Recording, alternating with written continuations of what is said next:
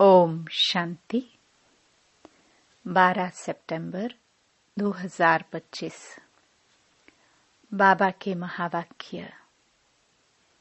मीठे बच्चे, तुम्हारी पढ़ाई का सारा मदार है योग पर। योग से ही आत्मा पवित्र बनती है, विकर्म विनाश होते हैं। प्रश्न। कई बच्चे बाप का बनकर फिर हाथ छोड़ देते हैं, कारण क्या होता है? उत्तर।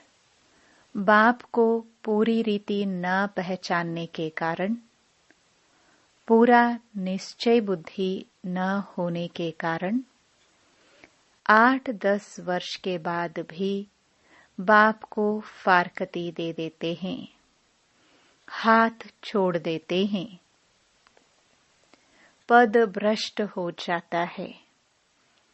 दूसरा, क्रिमिनल आई होने से माया की ग्रहचारी बैठ जाती है। अवस्था नीचे ऊपर होती रहती है, तो भी पढ़ाई छूट जाती है। ओम शांति। रूहानी बच्चों प्रति रूहानी बाप समझा रहे हैं। अभी समझते हो कि हम सब रूहानी बेहद के बाप के बच्चे हैं।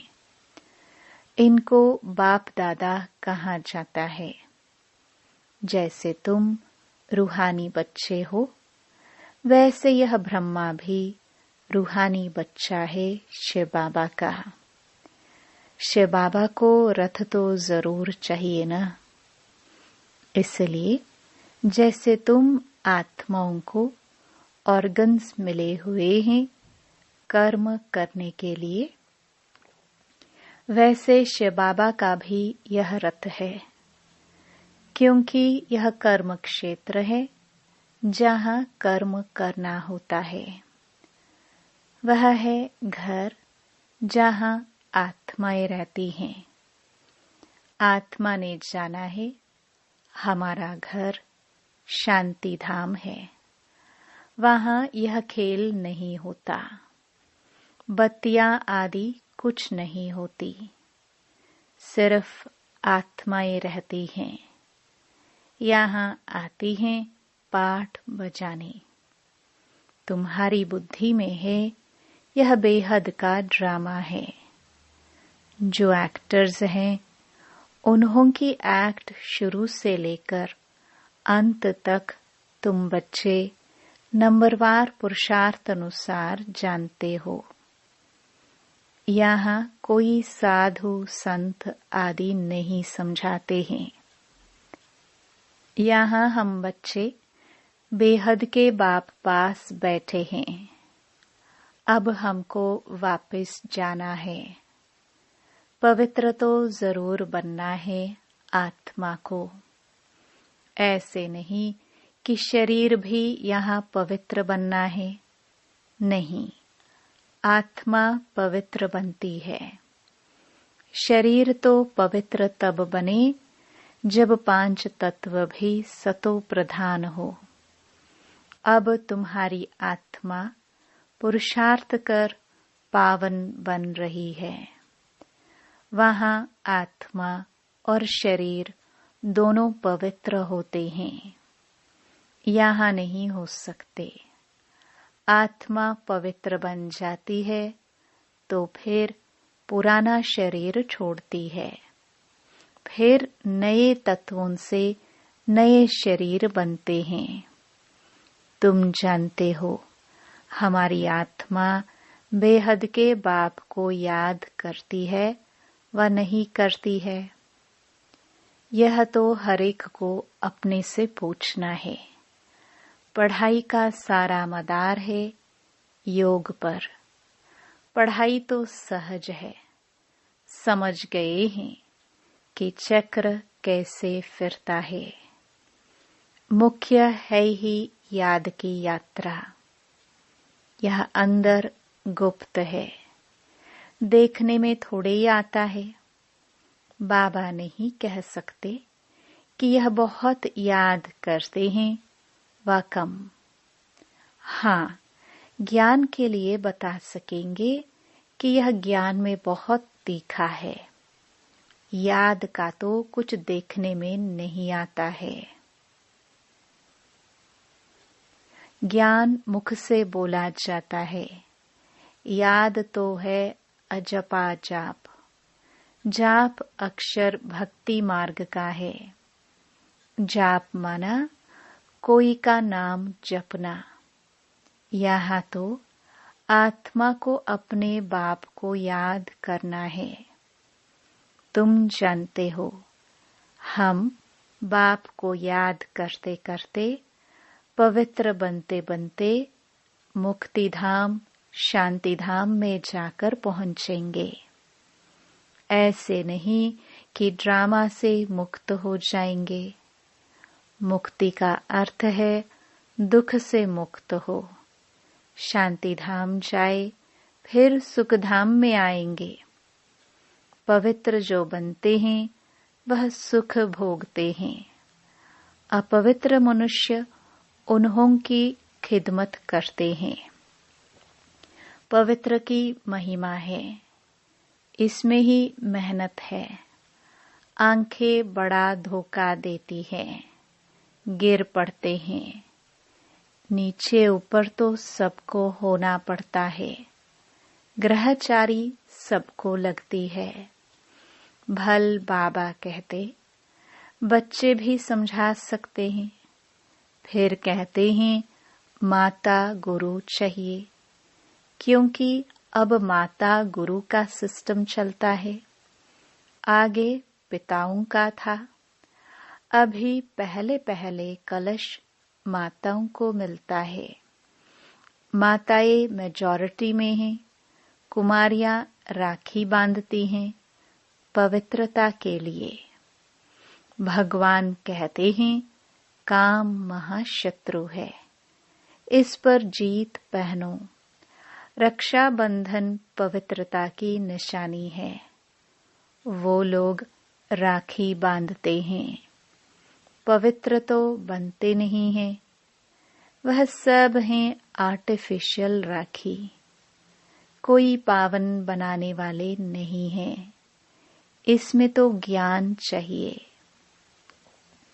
अभी तुम राखी बांधते हो, अर्थ भी समझाते हो, यह प्रतिज्ञा कराते हैं। जैसे सिख लोगों को कंगन निशानी होती है, परंतु पवित्र तो बनते नहीं। पतित को पावन बनाने वाला सर्व का सद्गति दाता एक है। वह भी देहधारी नहीं है। पानी की गंगा तो इन आंखों से देखने में आती है। बाप जो सद्गति दाता है, उनको इन आंखों से नहीं देखा जाता। आत्मा को कोई भी देख नहीं सकते कि वह क्या चीज है।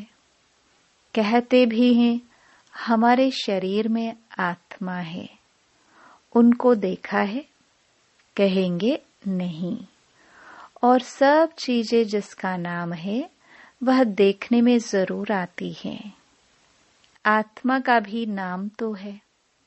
कहते भी हैं भ्रकटी के बीच चमकता है अजब सितारा, परंतु देखने में नहीं आते हैं। परमात्मा को भी याद करते हैं, देखने में कुछ नहीं आएगा। लक्ष्मी नारायण को देखा जाता है इन आंखों से। लिंग की भल पूजा करते हैं, परंतु वह कोई यथार्थ रीति तो नहीं है ना। देखते हुए भी जानते नहीं है परमात्मा क्या, यह कोई नहीं जान सकते। आत्मा तो बहुत छोटी बिंदी है, देखने में नहीं आती है। न आत्मा को न परमात्मा को देखा जा सकता है, जाना जाता है। अभी तुम जानते हो हमारा बाबा आया हुआ है इनमें। इस शरीर की अपनी आत्मा भी है। फिर परमपिता परमात्मा कहते हैं, मैं इनके रथ पर विराजमान हूँ, इसलिए बाप दादा कहते हो। अब दादा को तो इन आंखों से देखते हो, बाप को नहीं देखते हो। जानते हो बाबा ज्ञान का सागर है। वह इस शरीर द्वारा हमको ज्ञान सुना रहे हैं। वह ज्ञान का सागर पतित पावन है। निराकार रास्ता कैसे बताएंगे? प्रेरणा से तो कोई काम नहीं होता। भगवान आते हैं, यह किसको भी पता नहीं है। शिव जयंती भी मनाते हैं, तो जरूर यहाँ आता होगा ना। तुम जानते हो अभी वह हमको पढ़ा रहे हैं। बाबा इसमें आकर पढ़ाते हैं। बाप को पूरी रीति न पहचानने कारण, निश्चय बुद्धि न होने कारण 8-10 वर्ष के बाद भी फारकती दे देते हैं। माया बिल्कुल ही अंधा बना देती है। बाप का बनकर फिर छोड़ देते हैं तो पद भ्रष्ट हो जाता है। अब तुम बच्चों को बाप का परिचय मिला है तो औरों को भी देना है। ऋषि मुनि आदि सब नेति नेति करते गए। आगे तुम भी जानते नहीं थे। अभी तुम कहेंगे, हाँ हम जानते हैं, तो आस्तिक हो गए। सृष्टि का चक्र कैसे फिरता है यह भी तुम जानते हो। सारी दुनिया और तुम खुद इस पढ़ाई के पहले नास्तिक थे।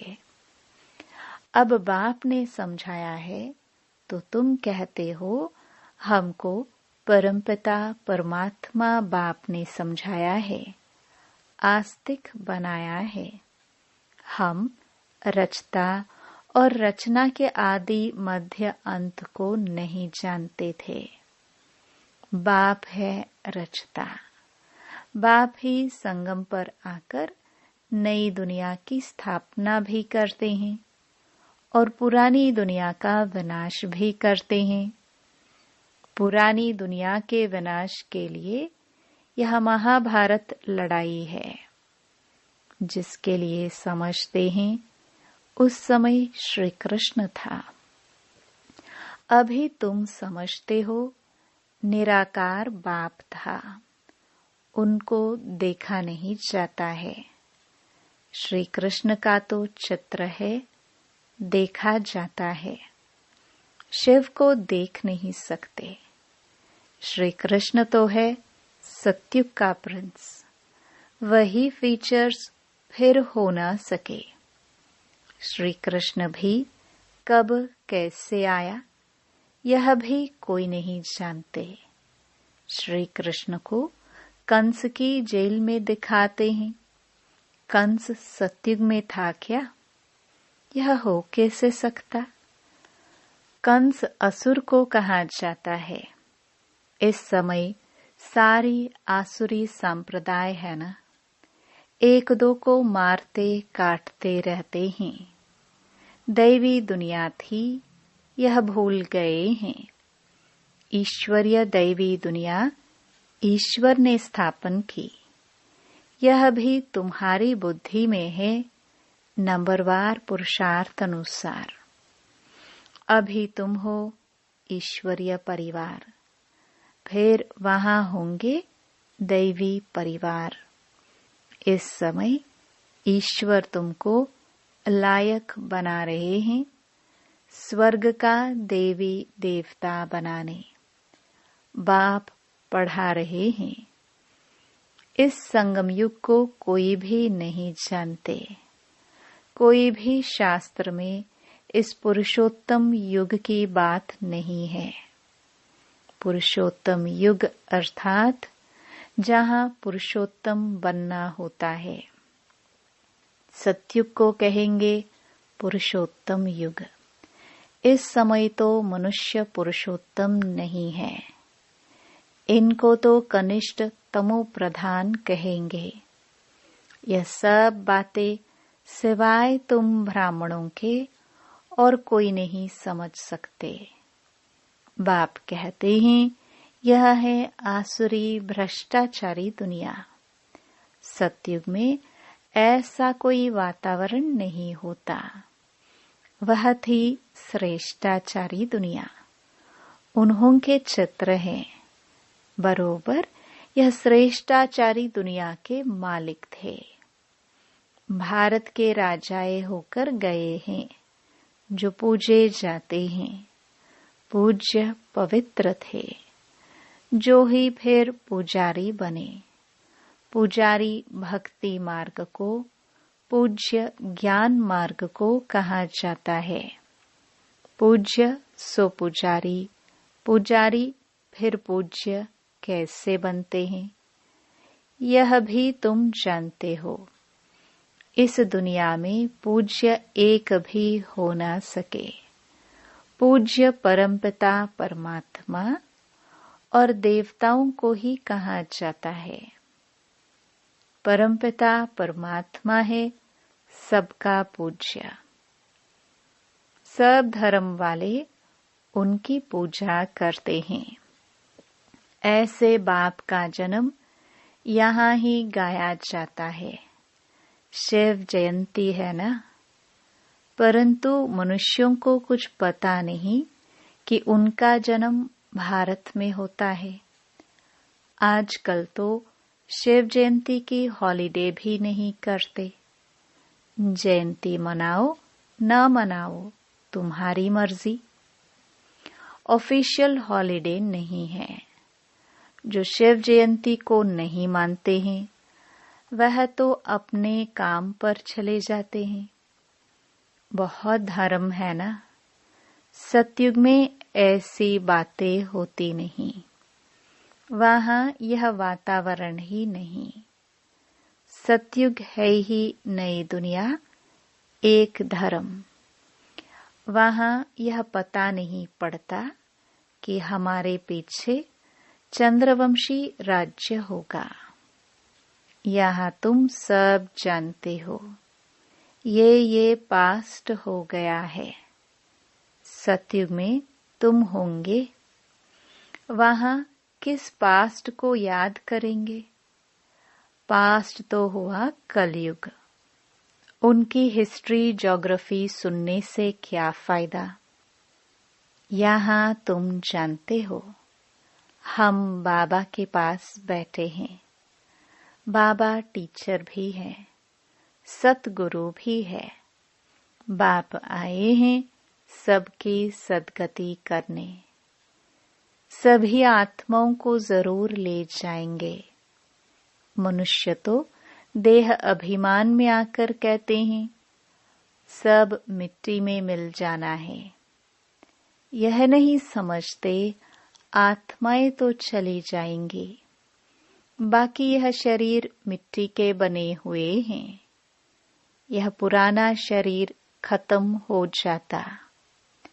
हम आत्मा एक शरीर छोड़ दूसरा जाए लेती हैं। यह इस दुनिया में हमारा अंतिम जन्म है। सब पतित हैं। सदैव पावन तो कोई रह नहीं सकते। सतो प्रधान सतो रजो तमो होते ही हैं। वो लोग तो कह देते सब ईश्वर के ही रूप हैं। ईश्वर ने अपने अनेक रूप बनाए हैं खेल पाल करने के लिए। हिसाब किताब कुछ नहीं जानते। न खेल पाल करने वाले को जानते हैं। बाप ही बैठकर वर्ल्ड की हिस्ट्री ज्योग्राफी समझाते हैं। खेल में हर एक का पाठ अलग अलग है। सबका पोजीशन अलग अलग है। जो जैसा पोजीशन वाला होता है उनकी महिमा होती है। ये सब बातें बाप संगम पर ही समझाते हैं। सतयुग में फिर सतयुग का पाठ चलेगा, वहां यह बातें नहीं होंगी। यहाँ तुमको सृष्टि चक्र का ज्ञान बुद्धि में फिरता रहता है। तुम्हारा नाम ही है स्वदर्शन चक्रधारी। लक्ष्मी नारायण को थोड़े ही स्वदर्शन चक्र दिया जाता है। यह है ही यहाँ के मूल वतन में सिर्फ आत्माएं रहती हैं। सूक्ष्म वतन में कुछ नहीं। मनुष्य, जानवर, पशु, पक्षी आदि सब यहाँ होते हैं। सतयुग में मोर आदि दिखाते हैं। ऐसे नहीं कि वहां मोर के पंख निकाल पहनते हैं। मोर को थोड़ी दुख देंगे। ऐसा भी नहीं मोर का गिरा हुआ पंख ताज में लगाएंगे।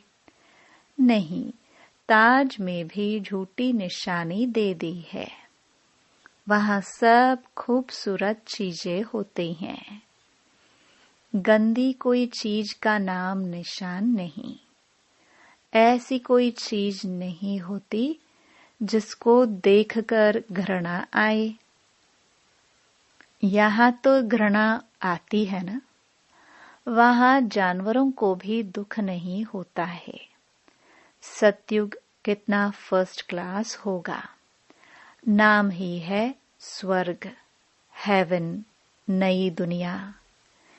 यहाँ तो पुरानी दुनिया में देखो, बरसात के कारण मकान गिरते रहते हैं, मनुष्य मर जाते हैं। अर्थक्वेक होगी, सब दबकर मर जाएंगे। सतयुग में बहुत थोड़े होंगे, फिर बाद में वृद्धि को पाते रहेंगे। पहले सूर्यवंशी होंगे। जब दुनिया 25% पुरानी होगी तो पीछे चंद्रवंशी होंगे। सतयुग 1250 वर्ष है। वह है 100% नई दुनिया, जहां देवी देवता राज्य करते हैं। तुम्हारे में भी बहुत इन बातों को भूल जाते हैं। राजधानी तो स्थापन होनी ही है। हार्ट फेल नहीं होना है। पुरुषार्थ की बात है। बाप सभी बच्चों से एक समान तदबीर पुरुषार्थ कराते हैं। तुम अपने लिए विश्व पर स्वर्ग की बादशाही स्थापन करते हो। अपने को देखना है, हम क्या बनेंगे। अच्छा, मीठे मीठे सिखिलदे बच्चों प्रति माता पिता बाप दादा का याद प्यार और गुड मॉर्निंग। रूहानी बाप की रूहानी बच्चों को नमस्ते। धारणा के लिए मुख्य सार। पहला, इस पुरुषोत्तम युग में स्वर्ग के देवी देवता बनने की पढ़ाई पढ़कर स्वयं को लायक बनाना है। पुरुषार्थ में हार्ट फेल, दिल शिकस्त नहीं होना है। दूसरा, इस बेहद के खेल में हर एक्टर का पार्ट और पोजीशन अलग अलग है। जैसी जिसकी पोजीशन वैसा उसे मान मिलता है। ये सब राज समझ वर्ल्ड की हिस्ट्री ज्योग्राफी का सिमरन कर स्वदर्शन चक्रधारी बनना है। वरदान, बाप की हर श्रीमत का पालन करने वाले सच्चे स्नेही आशिक भव। जो बच्चे सदा एक बाप के स्नेह में लवलीन रहते हैं, उन्हें बाप का हर बोल प्यारा लगता है। क्वेश्चन समाप्त हो जाते हैं। ब्राह्मण जन्म का फाउंडेशन स्नेह है। जो स्नेही आशिक आत्माएं हैं, उन्हें बाप की श्रीमत पालन करने में मुश्किल का अनुभव नहीं होता है। स्नेह के कारण सदा यही उमंग रहता कि बाबा ने जो कहा है वह मेरे प्रति कहा है, मुझे करना है। स्नेही आत्माएं बड़ी दिल वाली होती हैं, इसलिए उनके लिए हर बड़ी बात भी छोटी हो जाती है। स्लोगन। कोई भी बात को फील करना, यह भी फेल की निशानी है। अव्यक्त इशारे। अब लगन की अग्नि को प्रज्वलित कर योग को ज्वाला रूप बनाओ। ज्वाला स्वरूप की स्थिति का अनुभव करने के लिए निरंतर याद की ज्वाला प्रज्वलित रहे। इसकी सहज विधि है सदा अपने को सारथी और साक्षी समझकर चलो। आत्मा इस रथ की सारथी है। यह स्मृति स्वतः ही इस रथ देह से व किसी भी प्रकार के देह भान से न्यारा बना देती है। स्वयं को सारथी समझने से सर्व कर्मेंद्रियां अपने कंट्रोल में रहती हैं। सूक्ष्म शक्तियां, मन, बुद्धि, संस्कार भी ऑर्डर प्रमाण रहते हैं। ओम शांति।